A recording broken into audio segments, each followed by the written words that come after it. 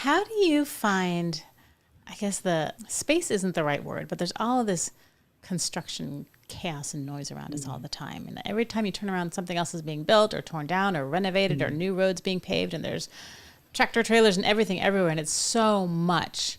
So how do you manage to make it through all of that to be able to connect with Gaia and with all the beings? Yeah. Well, she's not encumbered by the noise.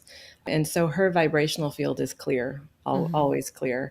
And my job is to match mine closely to hers. It's never perfect, but it's a process. And so I use meditation for that. And I use literally time outside. I have to be with her among all of her precious beings in receiving of their beautiful, delightful energy, so that what I'm carrying as a, sometimes tightly wound human who feels a lot of despair for the world and the direction that humanity seems to be taking in some ways, that can be released. And Mother Earth is really the best energy I know of to drain what doesn't serve us, literally by going out, and it's called earthing. You stand barefoot on the planet and on the soil, on the grass, on the sand, wherever you can get, and you just let this energy drain out of you, and you draw up this pure, positive, loving frequency. That is earth energy.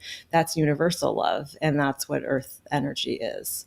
Right. I would imagine that part of the things that Gaia is telling you is, hey, how about a little bit less asphalt? How about let me breathe a little more, right? Yeah.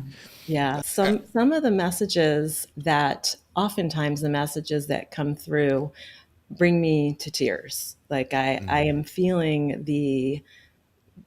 I'm feeling her despair. She does feel despair. She does feel harm. She does feel all the things that you would expect when when your children are consistently destroying the life that you are nurturing and supporting. And yet she continues to serve with the greatest of love and generosity and non-judgment. So it's a place to, when I do channel Pachamama, I really try to do my part to stay as open as I can, and also not be leveled by, my own human aspect of emotionality with this, because I'm an earth warrior. I am here in service to the trees and to the animals and to all the species that are going extinct every moment.